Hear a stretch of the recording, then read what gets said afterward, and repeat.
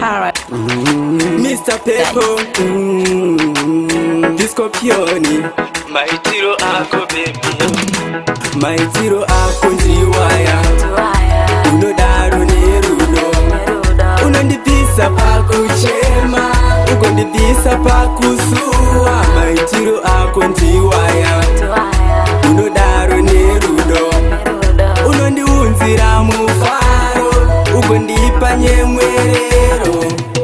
Uya kunoni mbokuyimbira, uchigonombonditambira, chimwe chezvinhu zvandinofarira, saka uya ndimbokuyimbira, swedera kaumbondizembera, nyaya dzerudo tichitaura, chindiudza zvaunofarira, ndokutipa zvinondifaira. Maitiro ako ndiwaya, unodaro nerudo, unondibvisa pakuchema, ugondibvisa pakusuwa. Maitiro ako ndiwaya, unodaro nerudo, unondiunzira mufaro, ugondipa nyemwerero.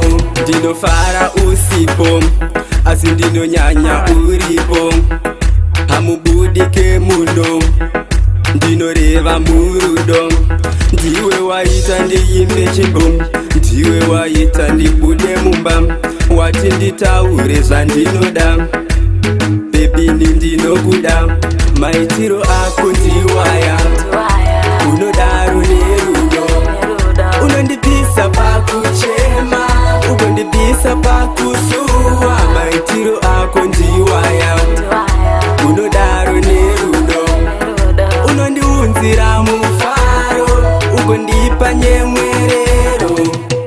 Uya kunoni mbokuyimbira, uchigonombonditambira, chimwe chezvinhu zvandinofarira, saka uya ndimbokuyimbira, swedera kaumbondizembera, nyaya dzerudo tichitaura, chindiudza zvaunofarira, ndokutipa zvinondifaira. Maitiro ako ndiwaya,